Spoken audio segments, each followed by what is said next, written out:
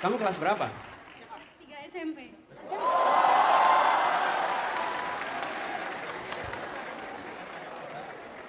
Kamu pamit, kamu homeschooling kamu ya?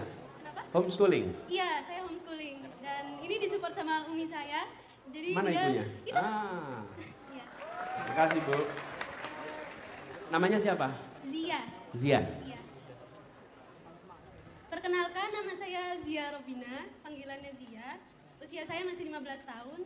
Dan maaf Pak nih, saya belum bisa nyoblos. Coba saja saya udah 18 atau 17, mungkin saya sudah nyoblos ya Pak. Tapi ternyata saya belum bisa. Tapi saya sebagai masa depan bangsa putra-putri Indonesia ini sudah mulai mempelajari calon pilpres nanti di tahun 2028 atau 2029 mungkin ya. Keren ini. Jadi mungkin saya langsung to the point aja ya Pak.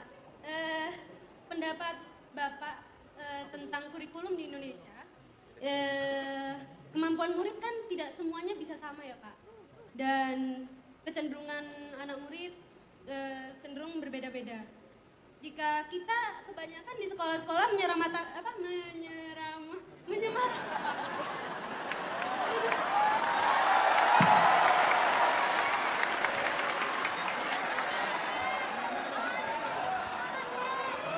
Tepuk tangan dulu dong.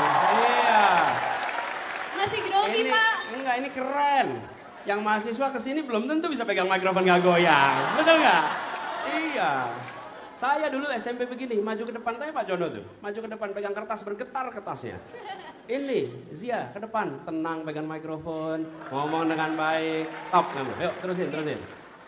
Jadi saya dulu pas TK kecil ada kesusahan Pak dalam membaca, belum bisa. Sedangkan TK kecil ini mereka masih di masa bermain Pak. Dan kebetulan saya masih belum bisa baca.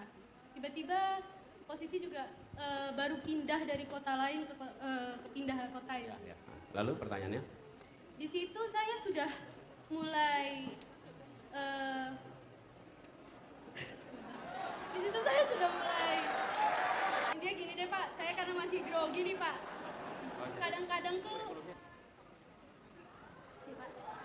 sedangkan saya waktu TK kecil sudah dibilang sama gurunya, dipanggil orang tua saya mengidap disleksia. Padahal saya sekarang membaca buku bahasa Inggris, bahasa Indonesia dengan lancar.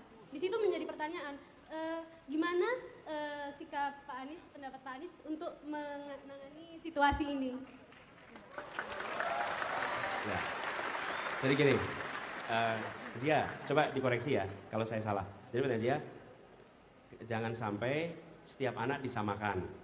Ada yang sudah siap belajar, ada yang belum. Betul ya? Dan guru tidak boleh melakukan judgement. Kemudian memberikan label kepada anak-anak. Oke, ya. Saya rasa setuju sekali. Dan disampaikan Zia ini adalah hal yang penting sekali. Harus disadari oleh semua yang berada di dunia pendidikan. Anak-anak punya potensi yang berbeda-beda. Dan tidak boleh diseragamkan. Justru harus ditumbuhkan. Karena itu saya sering bilang, jangan pernah menggunakan istilah mencetak. Karena anak tidak untuk dicetak. Jangan mencetak generasi emas. Memang pendidikan cetakan. Bukan, selalu menumbuhkan. Kalau menumbuhkan, keunikan yang ada di dalam tiap pribadi akan tumbuh dengan baik. Itu kira-kira begitu. Ya. Lalu, yang dibutuhkan di sekolah adalah begini, bibit yang baik. Ini kalau misalnya analog sebagai perumpamaan tanaman, bibit yang baik supaya bisa tumbuh harus ada tanah yang subur, betul ya?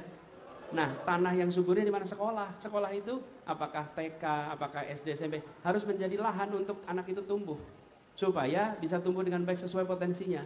Lalu bibit baik, tanah subur, iklimnya harus baik. Kalau iklimnya tidak baik tidak bisa tumbuh. Yang bikin iklim siapa? Pemerintah. Dengan kebijakan-kebijakan yang dibuatnya. Nah, gurunya yang bagian merawat tidak boleh judgement begitu. Dari Zia saya setuju. Kapan-kapan kamu bikin tulisan soal itu biar jadi pengalaman buat semuanya ya. Oke, makasih Zia. Ibu selamat Bu ya, udah didik anaknya dengan baik, Masya Allah.